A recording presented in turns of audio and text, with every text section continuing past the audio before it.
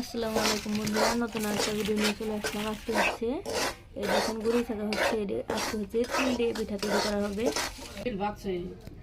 এই যে তিল তিল এগুলো হচ্ছে বাইজা নিছে, এই তিল দিয়ে কুলি পিঠা তৈরি হবে। এই যে গুড়ি ওইখানে এই যে রাখতেছে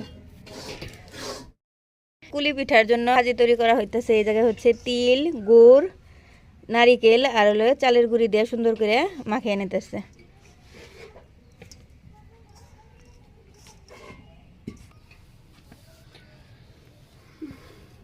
এই যে জায়গায় হচ্ছে গরম পানি দিয়া আটা খোলা হইতেছে।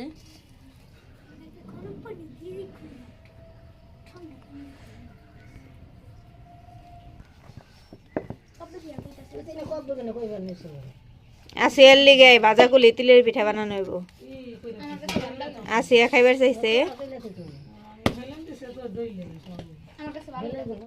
ভিডিও বানাতে এই দেখুন বানানি হয়ে গেছে, বানানি শুরু হয়ে গেছে। এই যে এভাবে হচ্ছে আমরা ভাজা কুলি পিঠা বানাবো।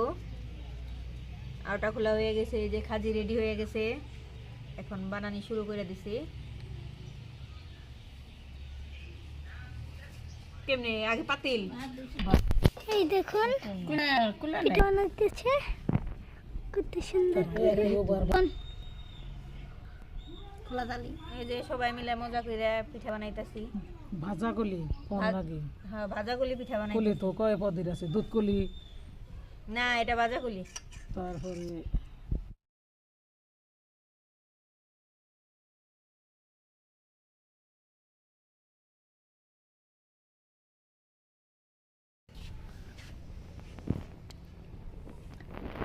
সবাই মিলে পিঠা বানাচ্ছে।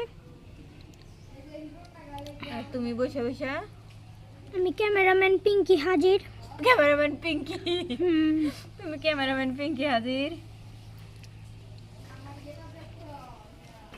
এই দেখুন পিঠা ভাজতেছে, এভাবে পিঠা ভাজে। এই যে কতদিন ভাইজা নামাইছে আর কতটি ভাজতেছে। এই যে এখন উল্টিয়ে দিবে।